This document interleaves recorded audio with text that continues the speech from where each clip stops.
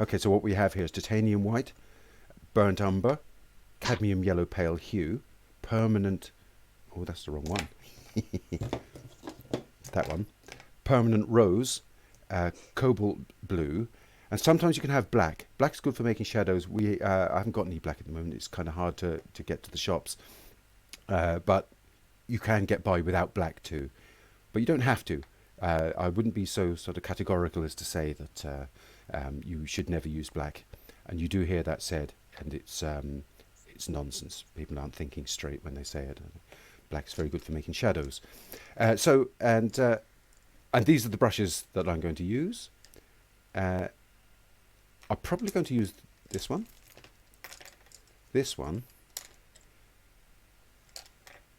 maybe that one, and leave these two out for the moment. These are called short, flat brights. They're flat and they're bright. They're like blades. They're like chisels. Yeah, I like that kind of shape. But you can use filiberts as well, which are kind of rounded at the end, or you can use rounds. You know, it depends on what your preference is. I'm just going to use these ones. Okay, and I've got terps and a bit of linseed oil. Okay, so let me put my paints out. Those ones have been on the palette for a week, so I just want a bit more. And I always put my paint out in the same place every time, and it makes it easier to paint. Makes your painting go a little bit more smoothly and quickly if you know where your paint always is. And you put your paint on the outside of the palette. Don't start blobbing paint in random spots around your palette, because then you'll run out of real estate. Put some of that there. And permanent rose. Yeah. And put out plenty of paint. Don't put out tiny little spots. There's a story about John Singer Sargent had visitors over to his studio that kind of wrote in their diary. Somebody wrote in their diary about visiting Singer Sargent's studio, and they couldn't believe the mountains of paint that he put on his palette. Did a whole painting in front of them and then scrubbed it in front of them as well because it wasn't good enough.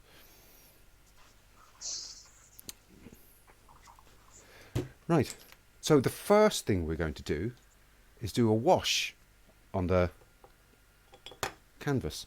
So I'm going to use burnt umber with some terps. Very, very light consistency, something like milk.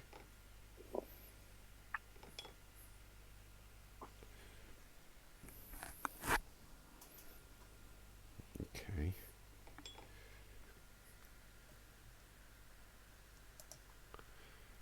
And apply that to the canvas. We do that for several reasons, because we want to not paint directly onto white.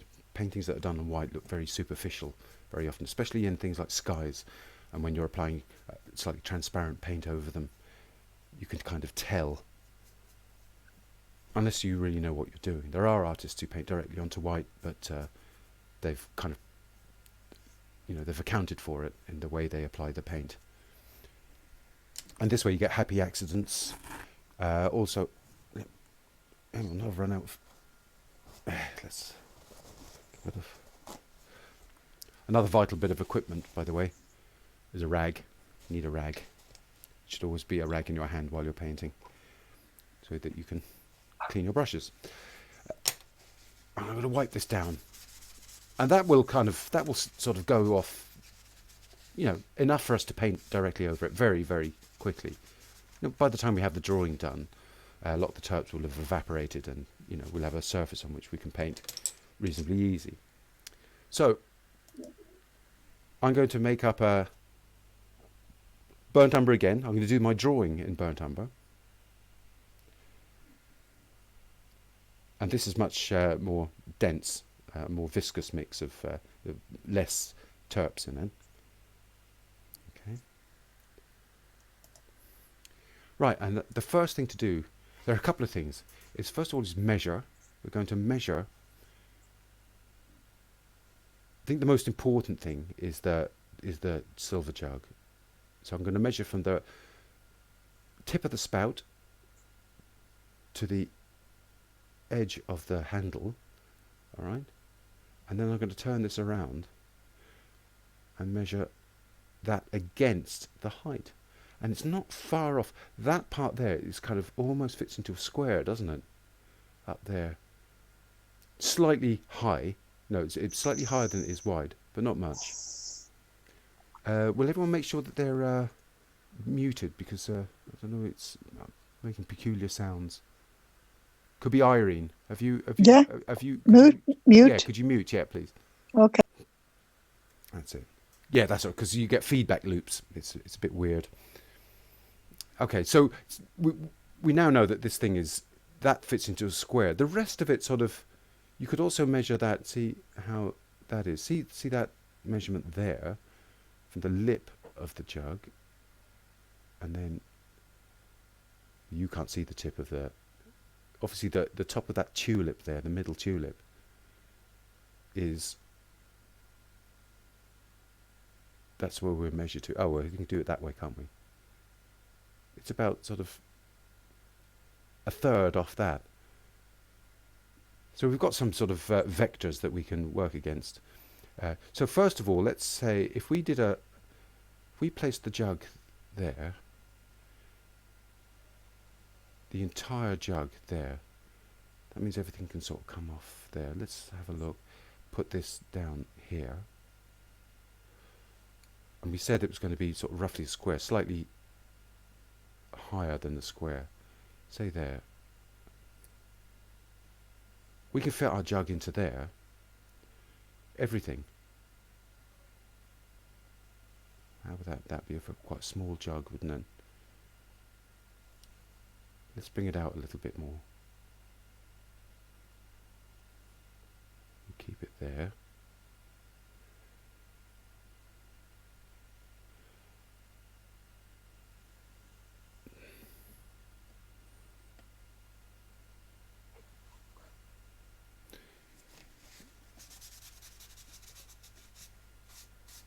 Those parts there. Like painting is all about making marks and correcting it. So don't worry when your things don't go right first time. And I think that the top of the tulip comes to about there above. So if we can get the top of our tulip there, the other tulip ranges with the edge there. That's fine. And let's sort of get a steer on the spout. We'll do this lightly first of all. There's the stand.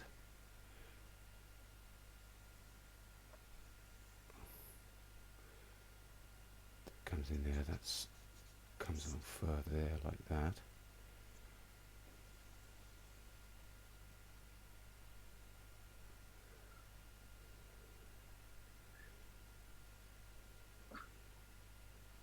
And you draw in straight lines. Don't attempt to do curves. Don't attempt to do a jug like that, because you'll get it wrong. It's really hard to do that. Much easier to actually sort of describe the thing in straight lines as much as you can.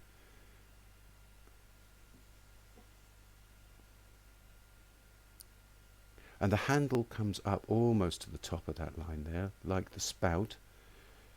Spout is like that. Somebody's still unmuted, I think. Maybe Jean. Oh, is it? Could be noises coming from me anyway as well. No, I'm seeing somebody else's picture coming up because they're. I can see somebody else's picture coming up. Oh. I can see yours, Jean, I think. Well, no, yeah, there's the thing. See, on the top right, you've got something called speaker view or gallery view. And you can, if you click that, you can keep it on. Oh, here, I know what to do. This is my fault. I do beg your pardon. That should be spotlight video. My video is spotlighted for everyone. That's it. And pin video. There. That should have taken care of it. Yeah. Yeah. Okay. Yeah. There's a whole kind of, it's like sort of like a pre-flight checklist you've got to go through. It's hugely long. It's all these things that you have to do. Right. So where was I? Yes. So I'm going to put in an idea of where the handle goes there, like that. More straight lines again. Treat it like a geometry rather than, actually that should come out further, and that should come out further as well. It's more about this thing about making marks and correcting. There. Okay, so then we've got a flower head there.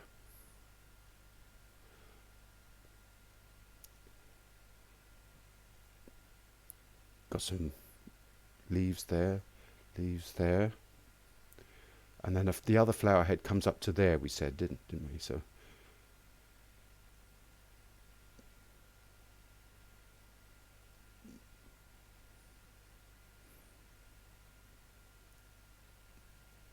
and that comes down in line with the actual top of the jug.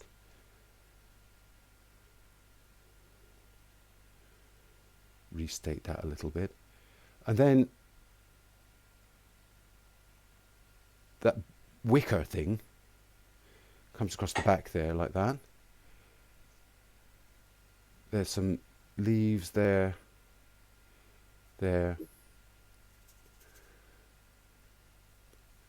random leaves up there, and then the top of that's obviously a terracotta pot beside it, and that kind of ranges across the top of that flower there, which I don't like. I don't like the fact that that intersects with the top of the flower head. It looks uncomfortable, so I'm going to move it down. Mm-hmm. Have the flower coming up through it. See, I'm the artist. I decide what goes on in this world, which I'm kind of creating. And those kind of things, they're called what are they called? Tangents in art, and tangents are to be avoided where that comes and meets the top of that. Looks uncomfortable. Better to have it breaking through. All right, so get rid of that one, and then that comes up to there, doesn't it? There, and then we've got the other flower head.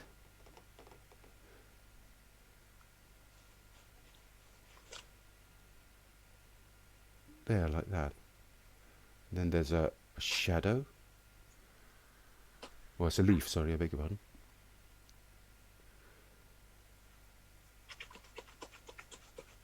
Okay, so we've got most of what we need in there now. Let's mark in how the reflections are. There's a reflection underneath that jug. Well, it's a teapot actually, isn't it? So there. And then some reflections there. Now, there's something else that we should do. We should determine where the brightest bright is in this and the darkest dark. And obviously there's a whole bunch of brightest brights in this. I mean, my studio is well lit now. I've got what, 1, 2, 3, 4. I've got 5 lights here, and you can see them all reflected in this jug. All right, so we've got here. So the brights would be like there, here, here, really bright ones, and the darkest dark is that point there and here. So everything else in this painting comes in between those two tonal points there, the darks and the lights. So you can't paint your painting, any part of the painting, so light that you can't see these little points of light. So that will become apparent. Okay, so I'm just going to restate some of these so that I don't forget where they are.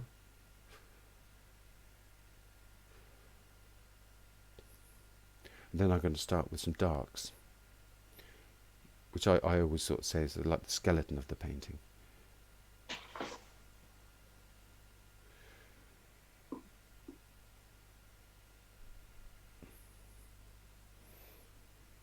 Okay.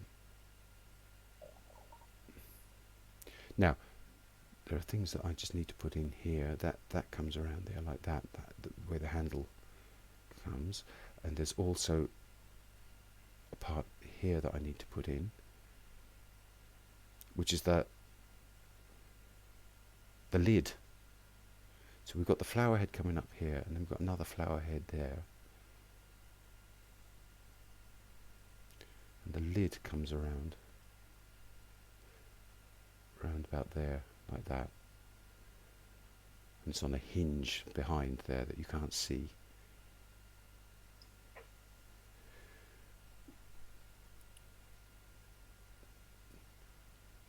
Right. Let's put in some darks.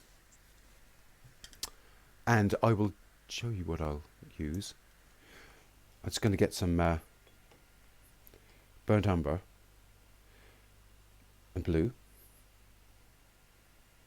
Just a little bit of oil to help let it move a little bit.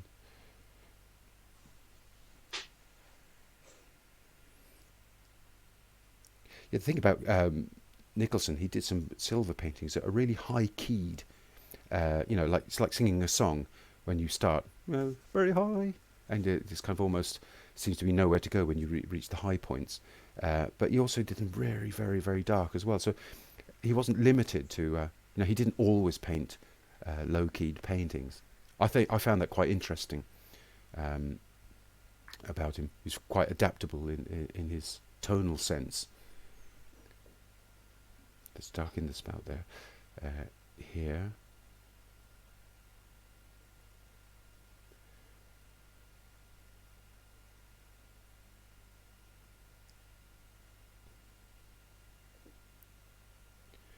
In there.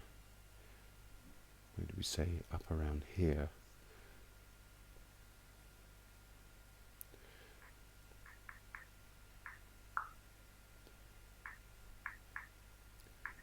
Would you mind? There's still some unmuted sound going on. There's a dark that comes around here like this.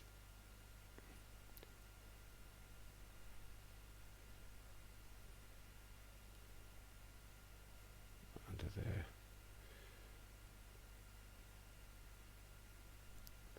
Thank you. That's it. That sounds better.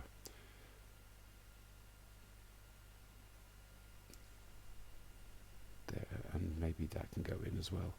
So I'm going to restate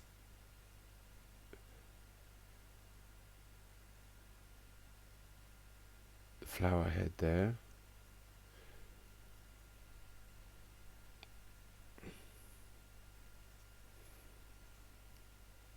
There's a dark, just as dark as anything else, coming down the side of that jug there.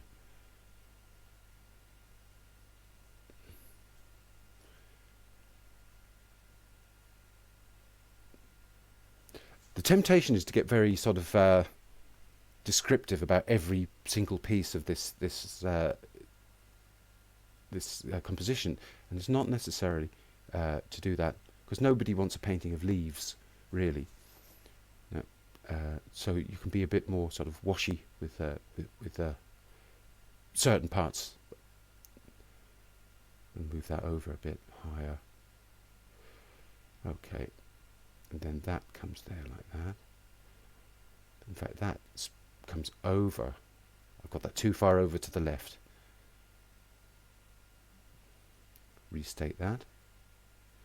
But as we know, painting is all about making marks and then adjusting them.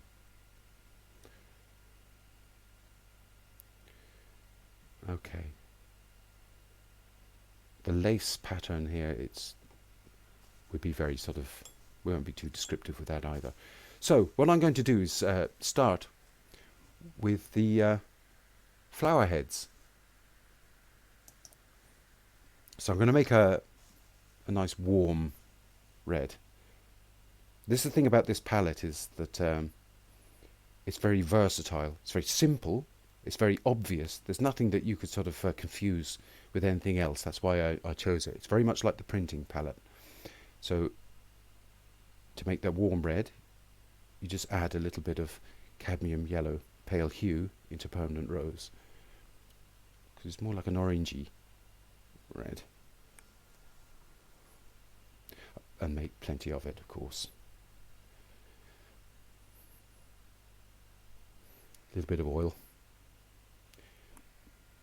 Okay, maybe something like that. Now, we also need to make a darker version of that. And we'll do that by adding a little bit of blue into that colour. We've still got some of this in the brush. Add a little bit of blue into it, and we get a darker version. I can see that I'm mixing that right into a reflection, so let's bring it over here.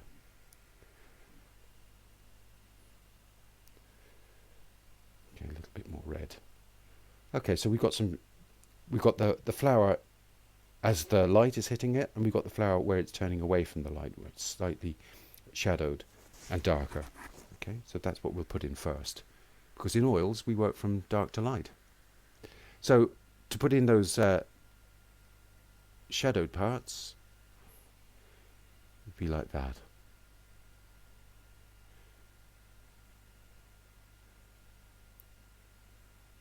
There, in there, down there, and of course down here as well.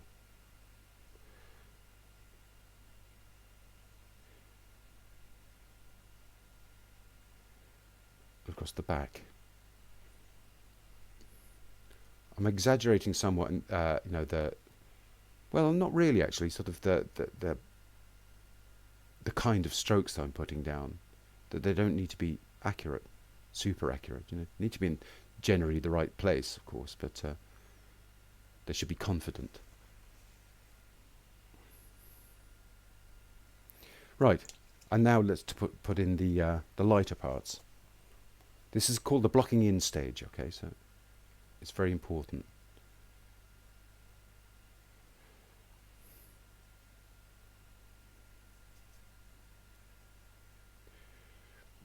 And across here, there.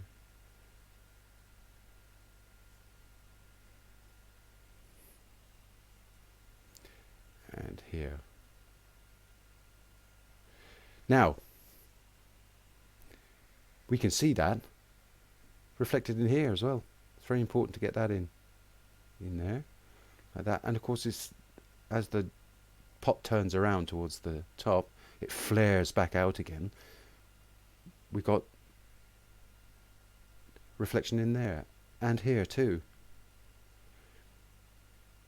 There, just restate that, and in here.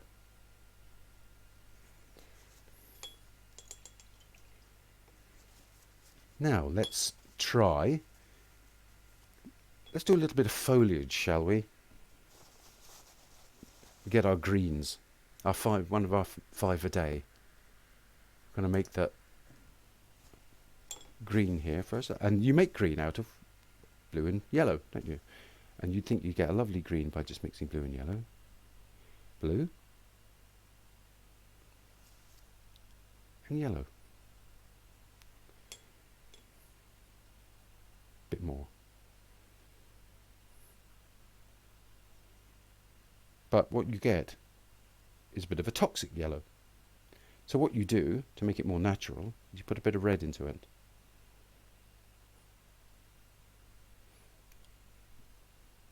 Okay, so we've got I'll put a bit more yellow into that.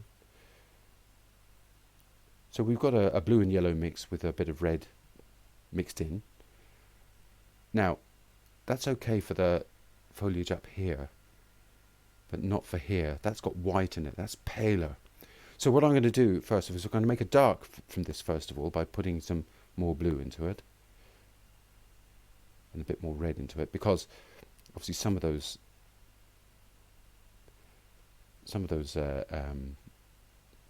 foliage parts are in shadow. So there I've made a dark version of it by putting a bit of blue and a bit more red into it. Alright, so I'm going to state those darker greens here.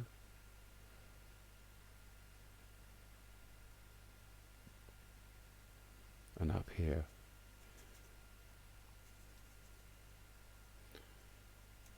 Okay. You know, because we're oils, we're working in oils, we're moving from dark to light. I'm just putting in that where I can see it.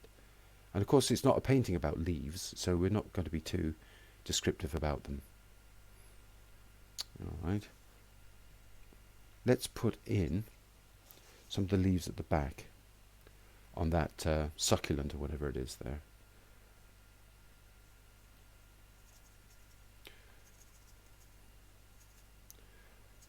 Go across the back there like that.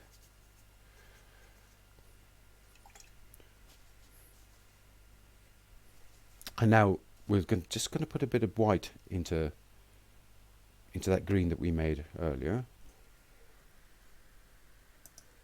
into this one, because of that paleness on the tulip leaves. A bit more yellow into it as well. It's just a sort of a more yellowy green. I will try that.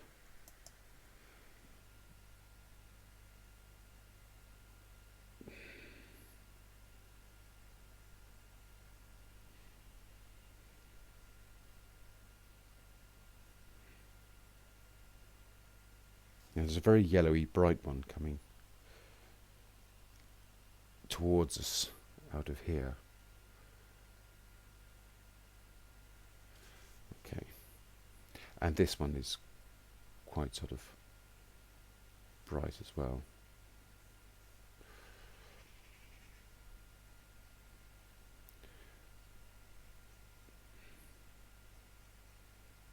Put that there. Alright, now there's reflections also in that pot, the silver. And there's one that runs down here.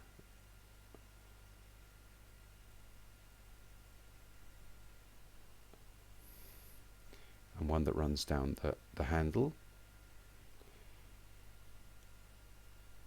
And up underneath the flare.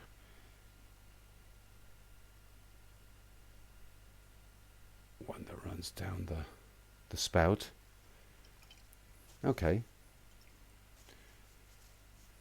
We've got also something that I've missed here. It runs underneath here.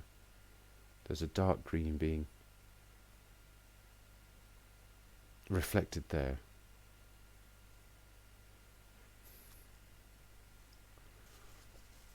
Now, let's get that that terracotta pot done. I'll use a slightly bigger brush because we've got a larger area to. Right. It's yellow. I'll do it in a separate space. Yellow, red, bit of oil,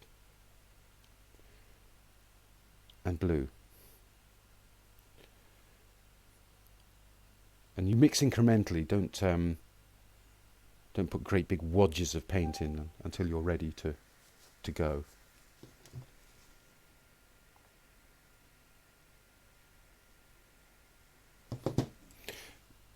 Bit more red. So that's kind of a terracotta look. Yeah, something like a bit more red. And then if we take some off to one side, we can make a shadow for it, putting a little bit of blue, probably a bit more red in it as well. So now we've got a shadowed version. I think it's more blue. Right, go back to our painting. Here we go again. Up here, we said we'd move that down, didn't we? So that goes up there. And it is quite dark down here as well.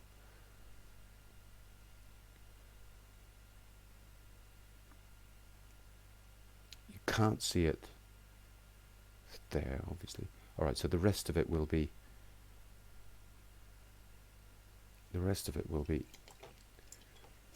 lighter. Let's put that in there.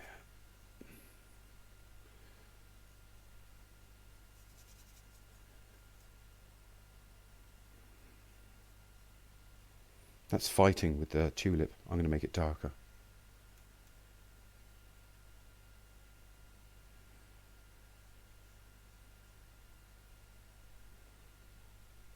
Okay, down here.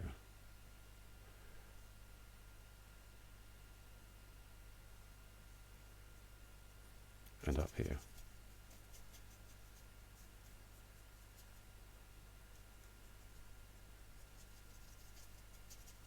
So that's covered.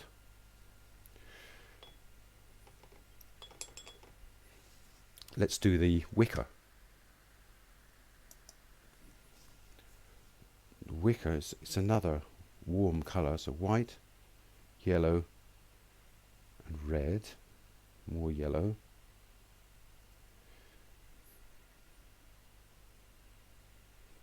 A little bit of blue to make it slightly greyer, a bit more white.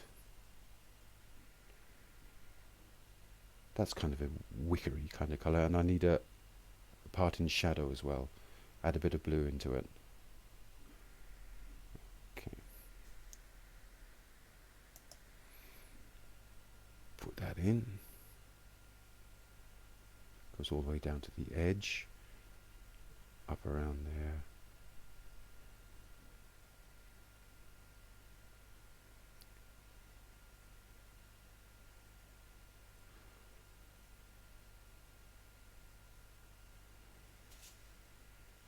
And then the warmer part here. Okay. And do we see that reflected in the jug? I think we do.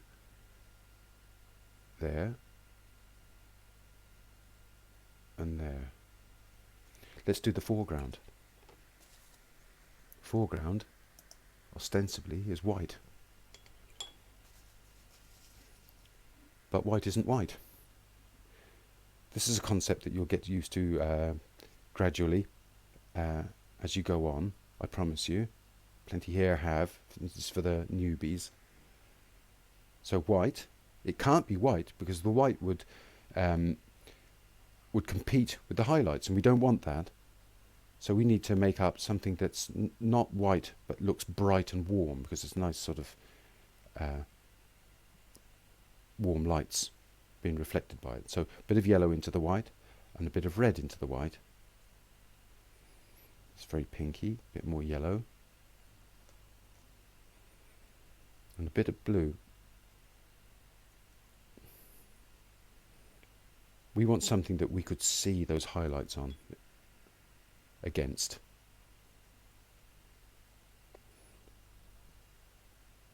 Yellow, bit of red. In painting terms, you often hear this called a pink. You know, they're talking about the pinks in paintings, and white is very often expressed as being a pink. Well, there are lots of pink areas. So, I mean, especially in the lit areas. So, could we see a bit of titanium white, pure titanium white against that? Yeah, you can see it there. Look, yeah. So that's probably dark enough. So we're going to need a shadowed part as well. So let's get a bit of blue, a bit of red. So we're making another mix directly from this. So we're getting a kind of a violet-y colour there, a bit more yellow into it. Maybe something like that. Make it a bit more blue. Okay. And by the way, you know, I've said this very often to the new people, that tone is more important than colour. Okay. So I'm just painting that sort of grey here.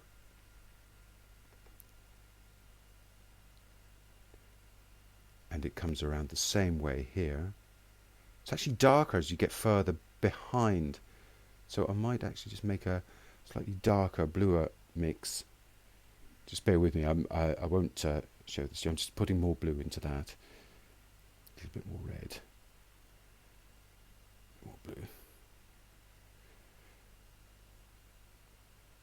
Okay, and let's put that into the back, state it across back there, and through here as well.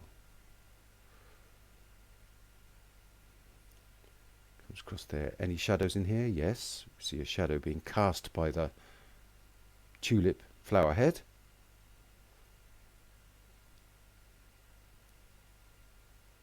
And the leaf. Okay.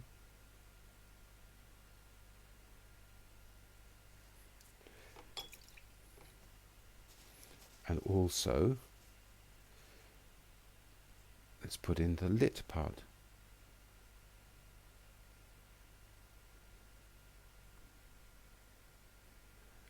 In there.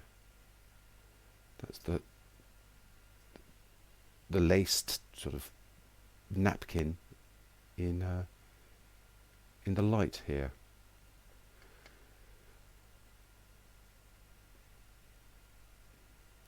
Comes across there like that.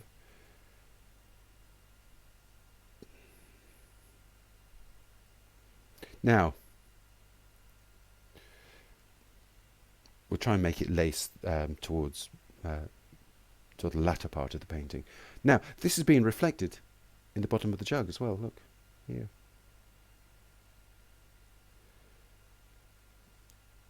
And here. This thing is reflecting absolutely everything. Here. Including me. Here, I can see it.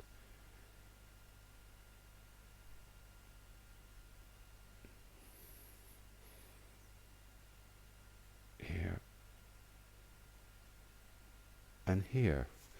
Now, let's put in some of the mid-tones in the silver.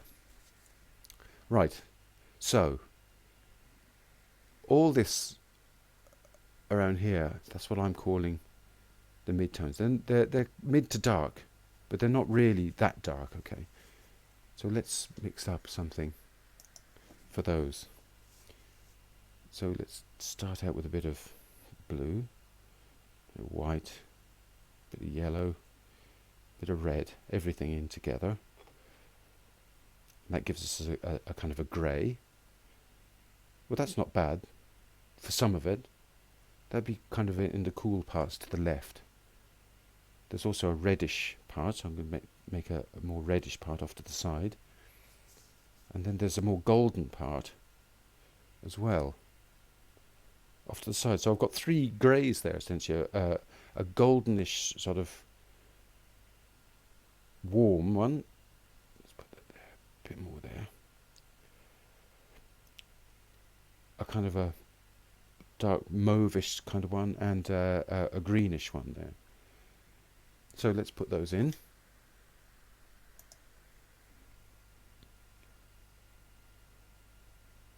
The golden ones across this side. Any more? That can go all the way up there. The greenish one in the middle. I'll make that a little darker actually. But you're not getting down into stripes, you know, sort of accurately portrayed reflections. You're just putting down a general sort of look to it. And this side here,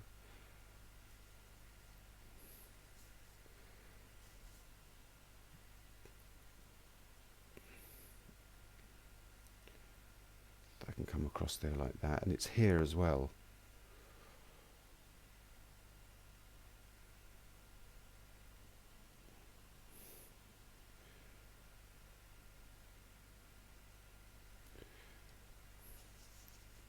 What else do I see? There's a bluish one as well.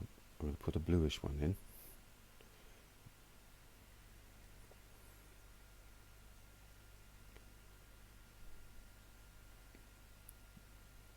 The object is to make this sort of, or to make the viewer feel that there's a lot of reflections going on. There's a dark coming down that spout that I would like to to get in.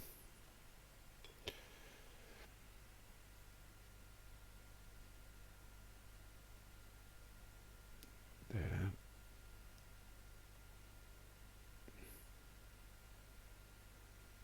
There.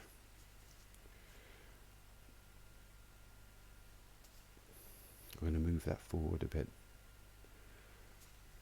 Oil paints are very, very forgiving. There's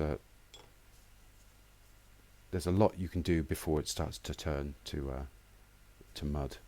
Now, that foreground, the kind of foreground that's underneath the lace, I'm going to make that up, which is kind of a light blue, because it's the same drape that we did last week. That was underneath whatever it was I did last week. I remember. Glass, wasn't it? So I'm going to make up some white,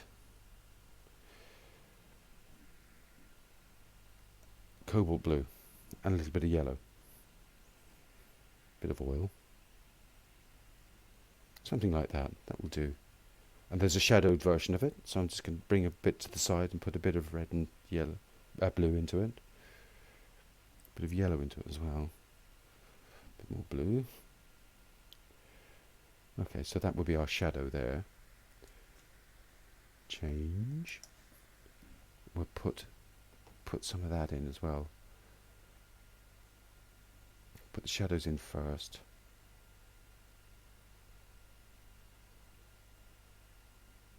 Not going to be super accurate with this because otherwise we'll be here all day. But we keep that off to one side to deal with the lace later.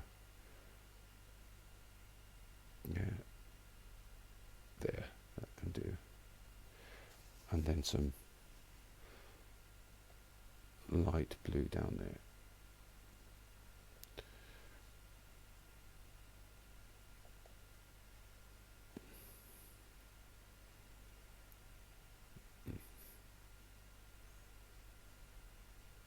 Okay. I don't think we make too much of that because it will take an awful long time. So that also is reflected in the spout.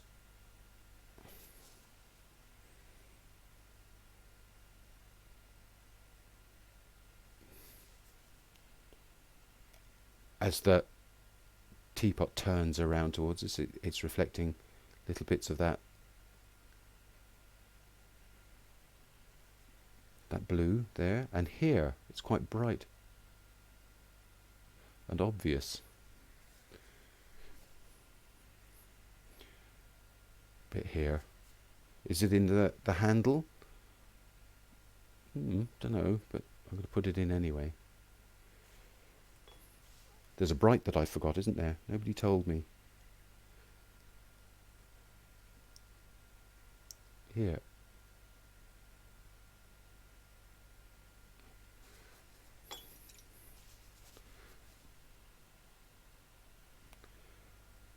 And here.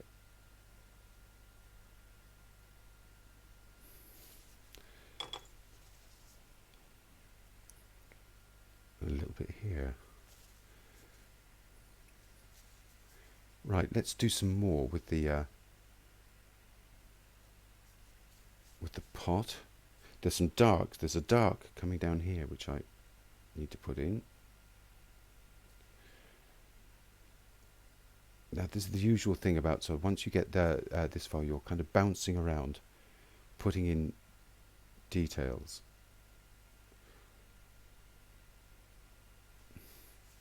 And correcting as you go. I think there's some bright on the lid, Kevin. Ooh, good man. Well observed. You kind of live in a painting, and then what happens is you you live in one part of the painting, which is precisely what you're not supposed to do. So good observation. So I'm going to put that down there like that. And then there's a highlight there, so I'm not going to do that yet.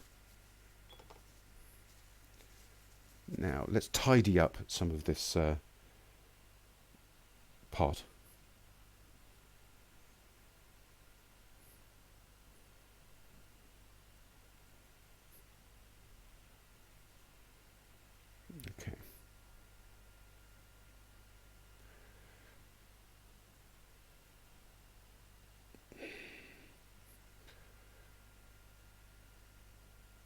there's a very dark coming down there actually, which I'd like to put in.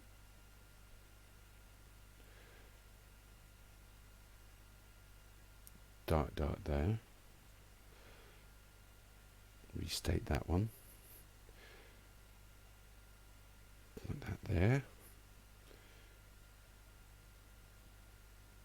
I said it before and say it again, but paintings are like kind of mosaics. You're applying little stones.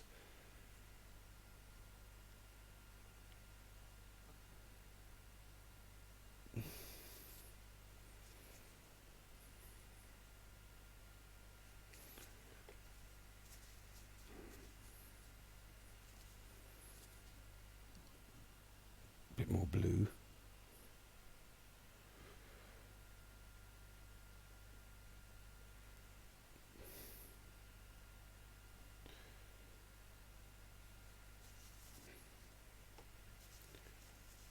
Now there's a kind of a goldeny mid to light tone there. There's a greeny mid to light tone there.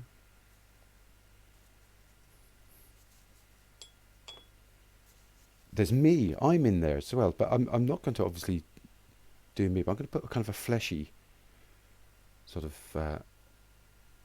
tone there. I'm there. And then I'm reversed here. And my palette is even in there now that I'm starting to observe things more acutely. And that's there.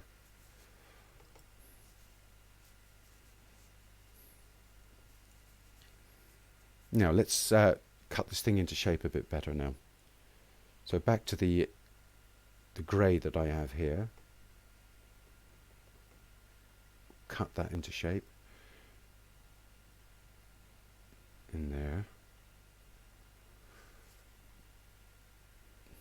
Remember, it's always just an impression.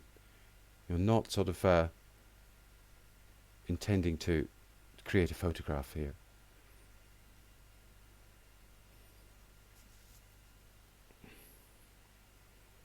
That's a good excuse for me, isn't it? To mess it up. I notice there's a silence there.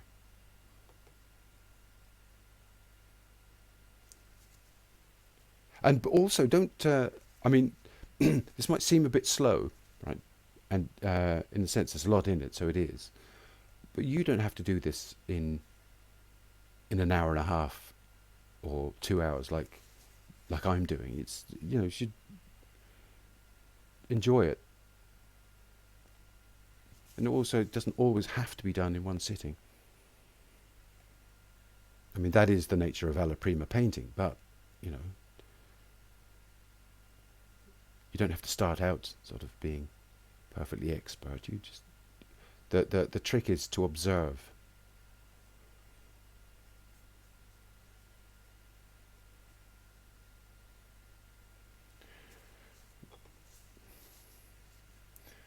Okay, so some more greens and things here.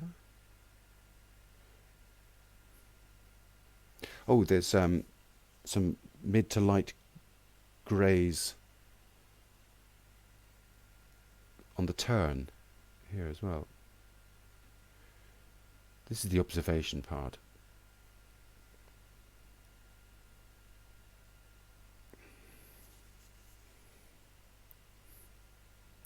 As you go on, you see more and more things.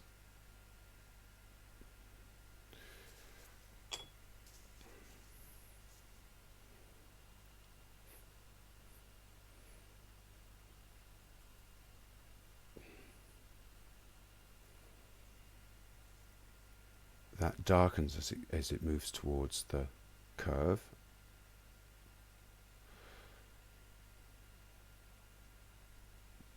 Comes around there like that.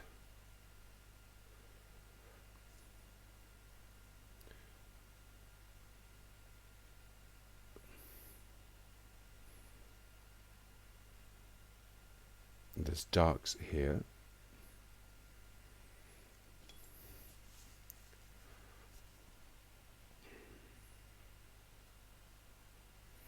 There's a grey here.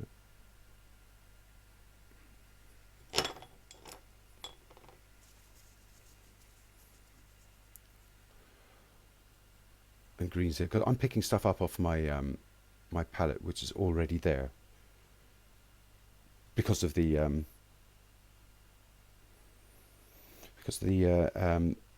blocking in stage. It's all still there. Much of it is as well. So when I need something to mix it again, I'll just mix it again. Let's put in some more of the darker part here and shape this. It comes down there like that. Shape this.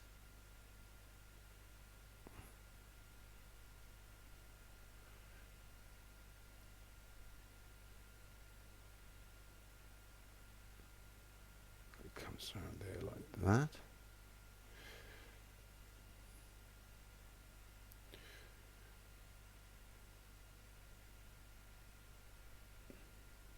And you paint also like you draw in straight lines. You just put down little strokes where you see things where they need to be. You don't start tickling them and worrying them until they're, so-called right. It doesn't sort of doesn't make for a good painting, I think, if you do that.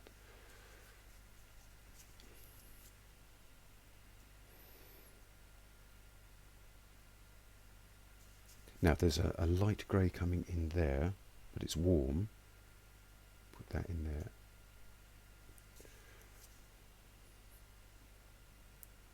And in here too. Put in a little bit of... Where I see these points of light, I'm putting them in, or these little sort of tones.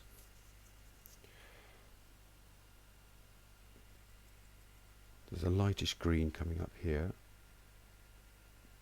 You might not be able to see some of this on your screen as well. That's another thing.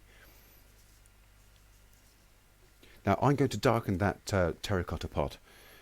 You saw me making up the terracotta, so I don't need to show you that again, but I am going to darken it by putting a bit of ultramarine blue into it, because I think it will help with that metal. Of course, because we weren't too far away from what I'm doing now tonally, it's not going to turn to mud. In here.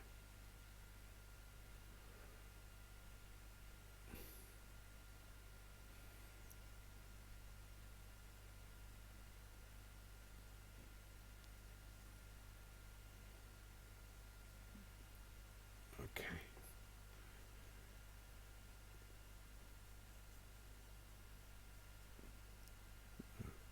Put that in there like that.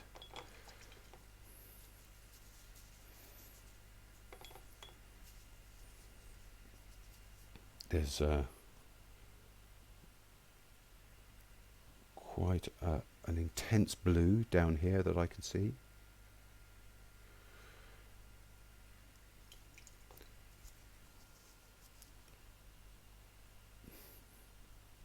There's the reflection of this here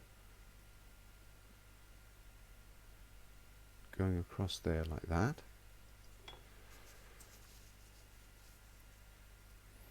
Let's go back up to the leaves, because we're supposed to be in an alla prima painting, bringing everything forward at once.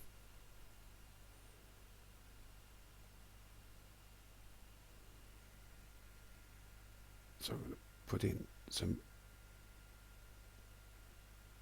foliage.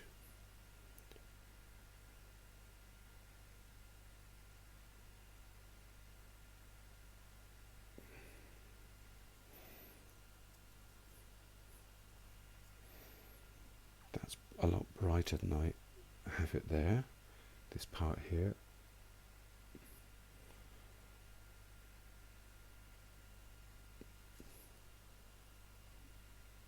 So we're not being particularly descriptive with the leaves, because, as we say, it's not a painting of leaves. It's just got to be an impression.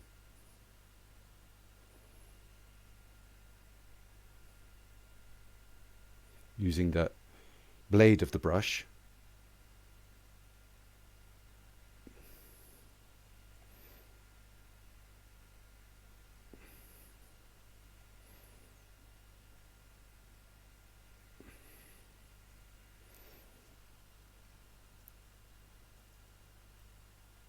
And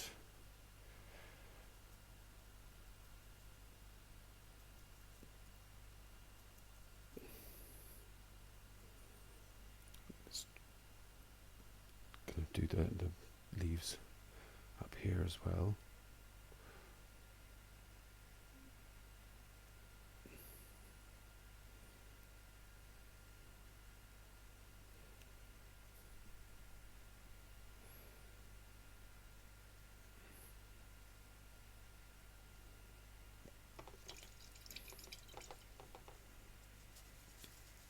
Let's darken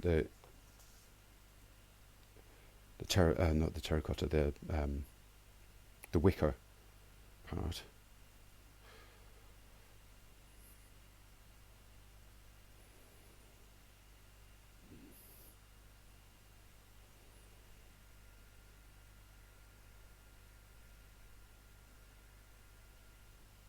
A bit redder.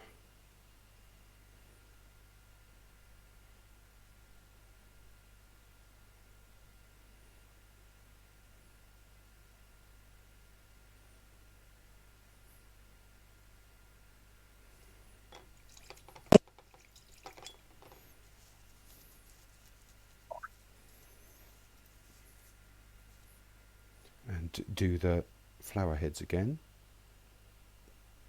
Bouncing, bouncing, bouncing.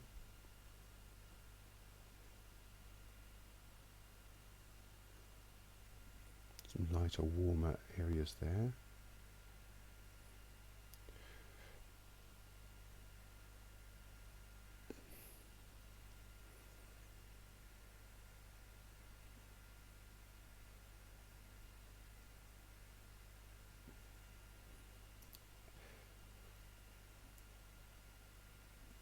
And here.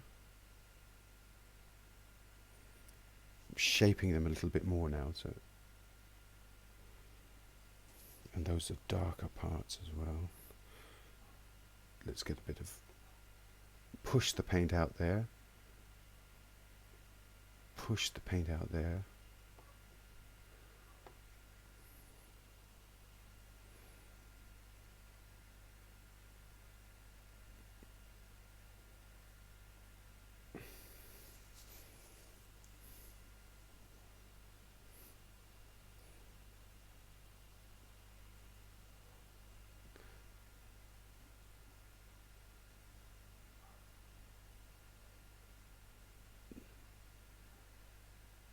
Put in those little dark points that I can see there.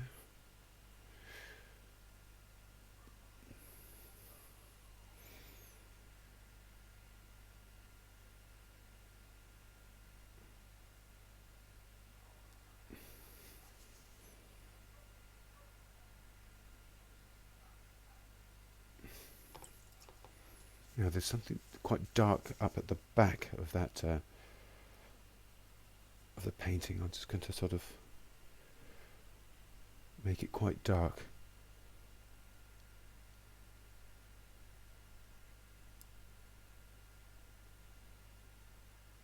Up around here.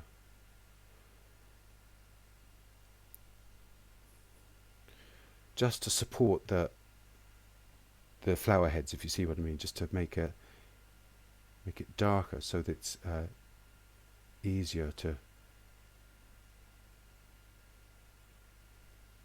enjoy the flower heads.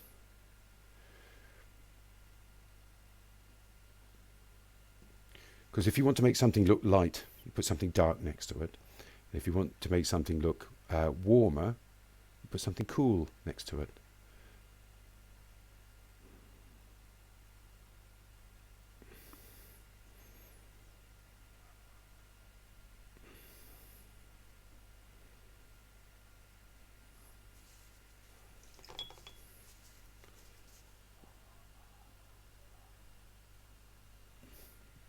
restate this.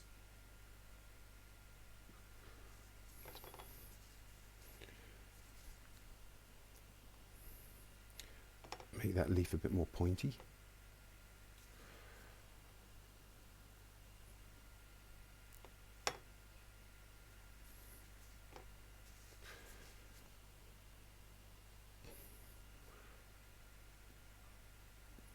Put that in there.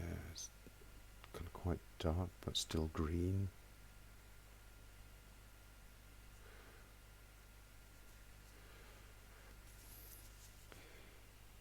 Now, put in some indications that there's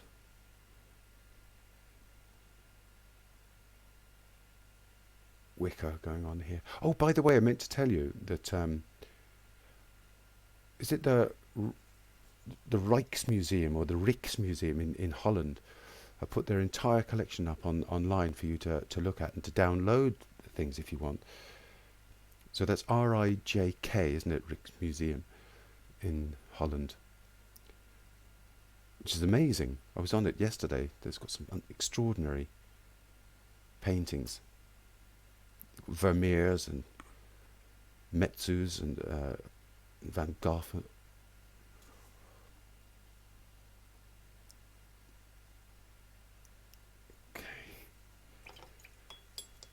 Now, I'm going to restate some of these darks in the jug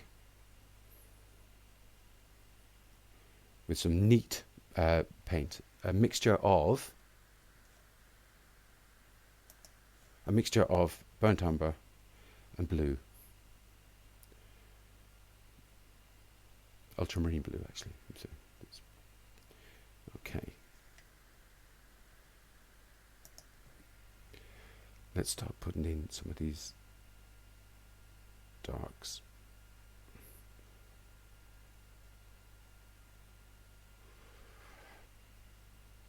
In here.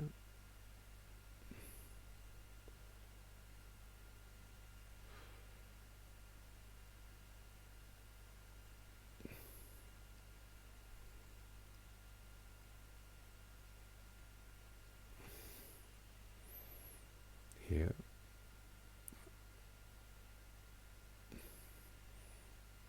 Front of that bowl there. Along the baseline of that reflection.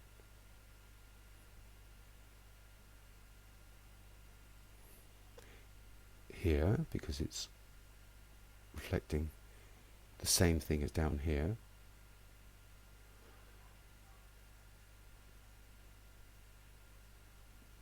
Push that out a little bit more. This comes. Yeah, I went on a journey yesterday because I've just read a book on Thomas Cromwell and Henry VIII. What a pair of bloody bastards those two were. Anyway, but I started looking at these paintings that Hans Holbein the Younger did of some of the characters involved. For example, there's one of Anne of Cleves, who was, unfairly called the mayor of Flanders, wasn't it? I think it was basically because Henry wanted out of his marriage, and he, looked for any excuse to get rid of her, and didn't like her anyway. And but Hans Holbein had done a portrait of Anne of Cleves before the marriage, because that was the only way they could get a look at her, I suppose, to see if the king was interested. Looks great, fine looking woman, and it's a beautiful portrait,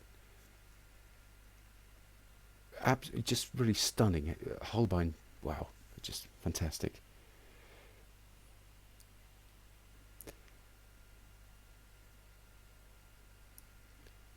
I'm putting in little sort of notes where I see them. That goes up there.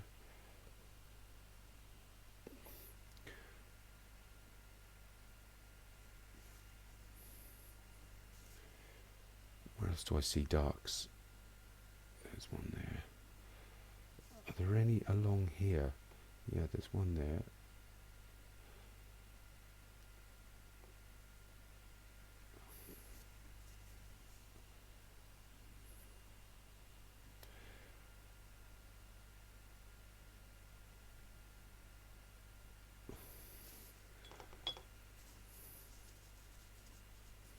Now,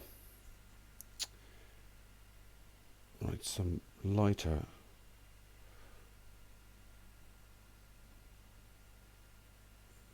lights there. And a bluish light. Well, not light, well, it's kind of a mid-tone up here.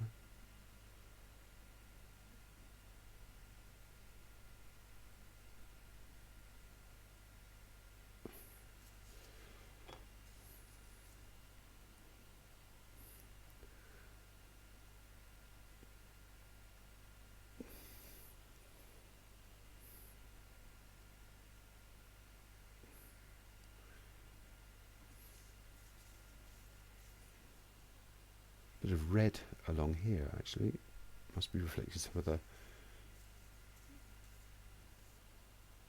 colour from the flower heads.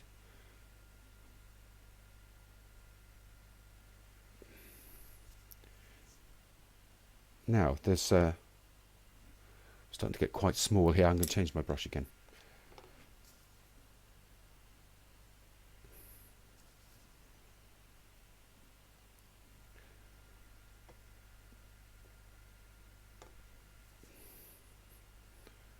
Up here. And you can do this exercise. You don't need all the paraphernalia around. You don't even need the flowers. All you need is a little silver pot or a sugar bowl or something that you have in your house, and just put it down and paint it. And don't worry if it doesn't sort of come out exactly the way you expect or want it to come out. It's an exercise in observation. And if there's anything that sort of teaches you observation, it's painting a highly reflective object like a silver object. And you don't have to show it to anyone. It doesn't have to be right. You just get it done. Red along there. There's a little golden part there up behind the spout.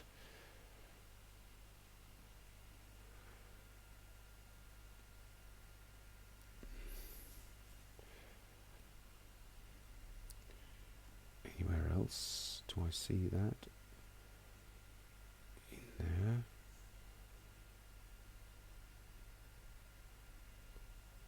Oh, I see one.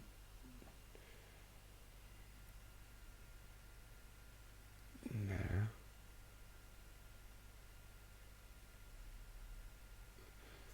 There. Now let's take a break from that and go back and do some more of the shaping of the flower heads.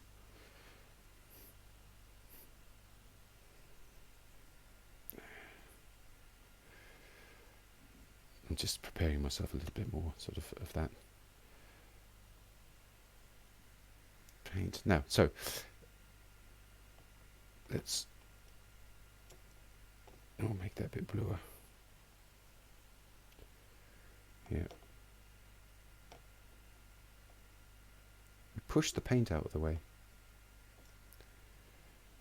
to get it the way you want it to be.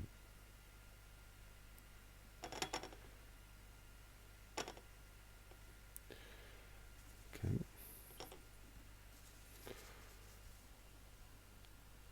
There's a bit of a green, yellowy green stripe coming into the flower there, and there's a light pink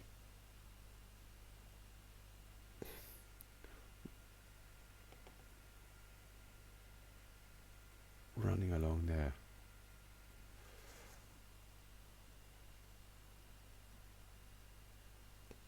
We're down into kind of detailing now.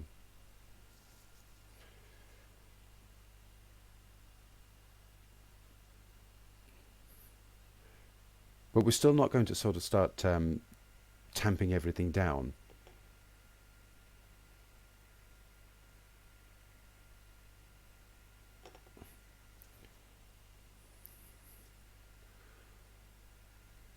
There's a yellow-green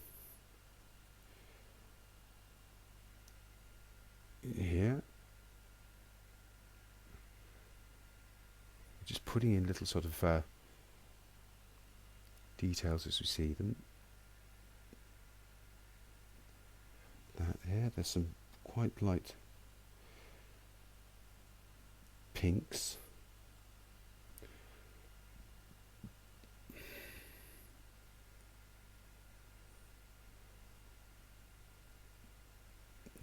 At the tops of the flowers. We won't be too descriptive. They could be yellower.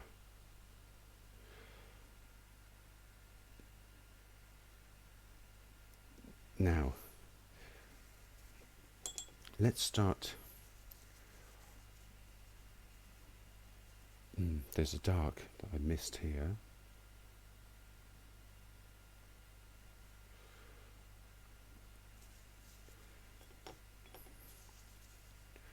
I'm just going to break up some of these. Break up some of these edges a little bit.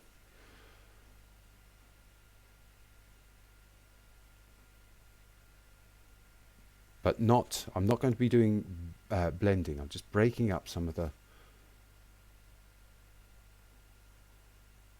edges which are too hard.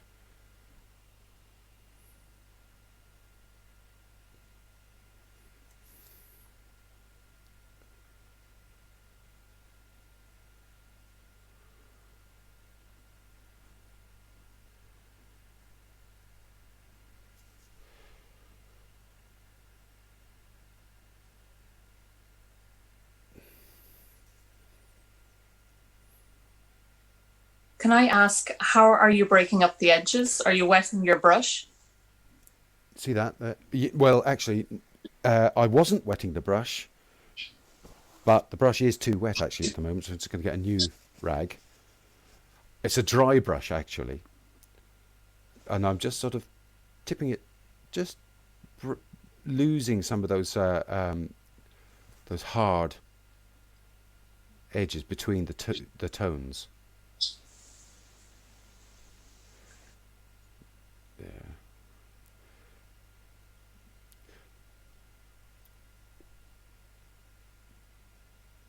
One of the things that sort of being a super accurate or being trapped by the super accuracy of your paintings is that if there is something that's sort of amiss with it, you run into trouble. You're better off actually having an impressionistic painting and working that into so that's the kind of design feature of your painting, the fact that it's not super accurate. You leave yourself open to sort of accusations of you not getting it absolutely right. And I always think that the nicest paintings are the wonky ones. It's weird, isn't it? Other people may disagree, like, I mean, and then they like hyper-real paintings, but I always think that they're sort of, I don't know, a little bit sort of, yeah.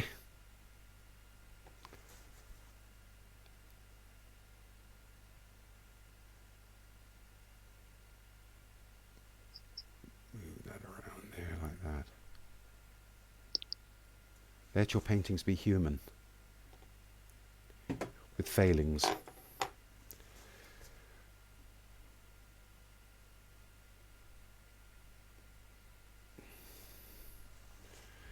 Oh, so where were we? Highlights. Highlights, yes. Okay, so let's mix up some highlights. We've got warm highlights and we've got cool highlights. We've got warm highlights from the nice warm lights I've got surrounding me. We've got cool highlights from the strip lights that are above me and the daylight. So I'm going to make the daylight ones first, the cool ones, with a little bit of cobalt blue, white, and red. Sorry, I beg your pardon. Yeah. So white, red, and blue. You could try to make a violet kind of colour.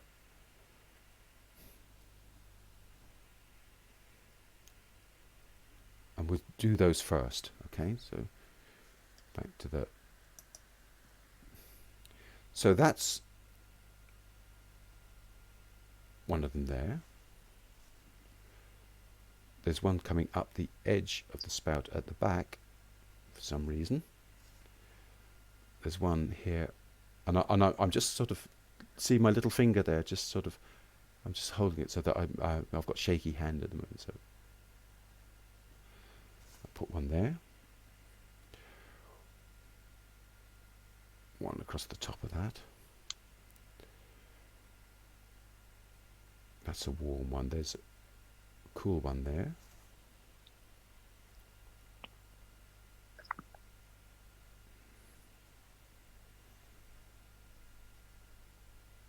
Cool one there.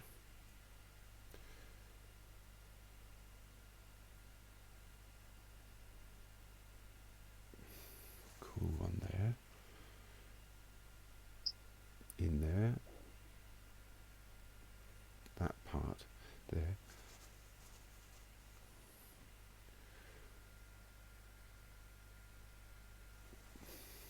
One there. Now, is that all the cool ones? No, no, sorry, there's more. There's more. There's one here, obviously.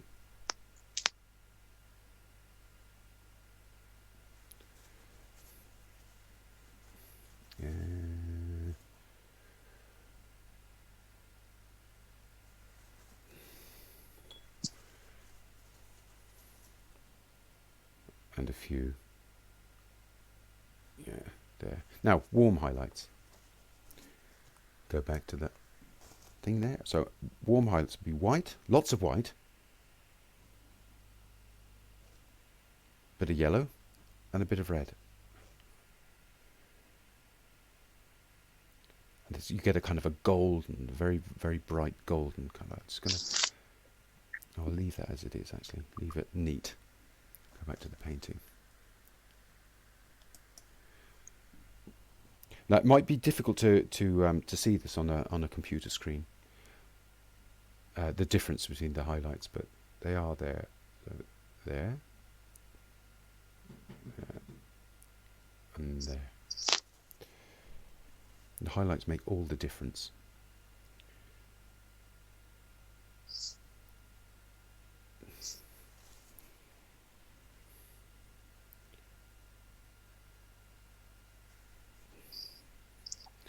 One across the top there. Here.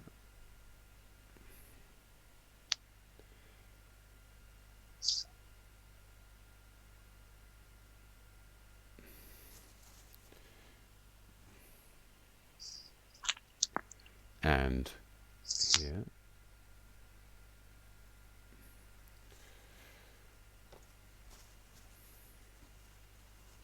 And there's a few sort of more goldeny ones.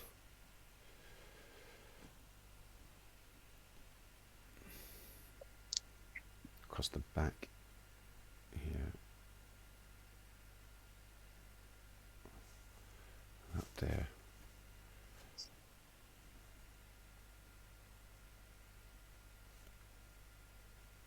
There.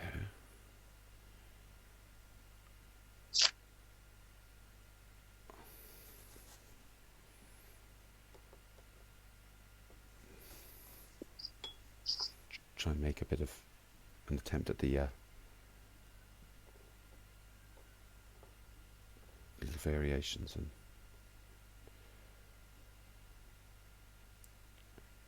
that it's sitting on in the lace.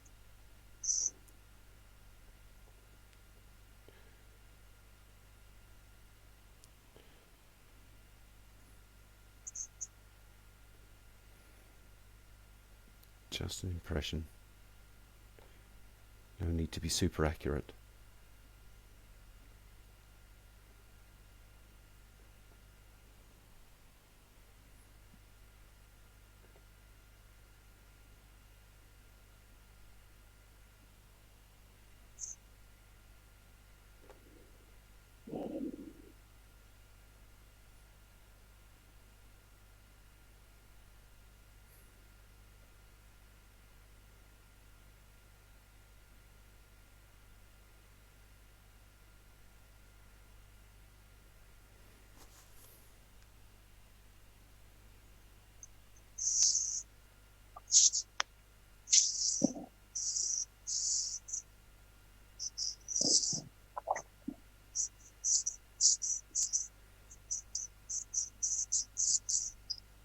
better to give a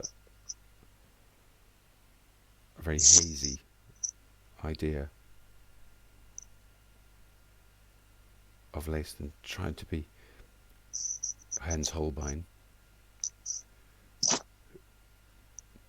for whom it was his job to get everything dead right. Otherwise, I presume he would have been sort of drummed out of the court or beheaded or something.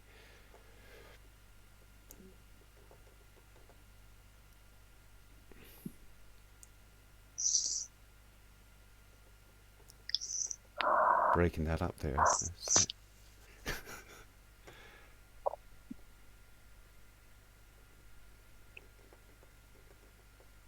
Right.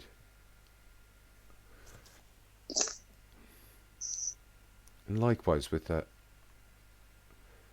bits of wicker up there, you don't want to sort of get involved in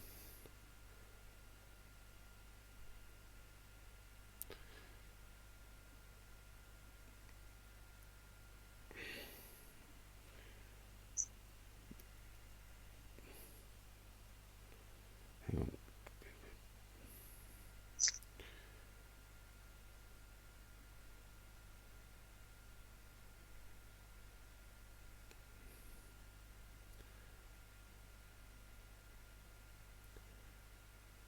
Put a bit of shadow underneath that.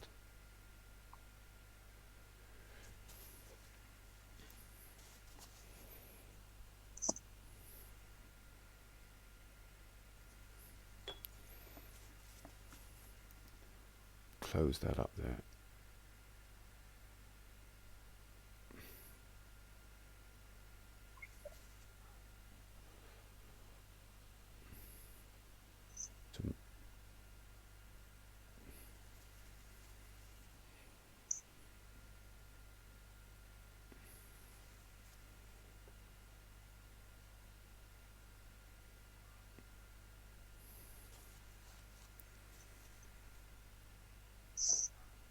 That's all dark there.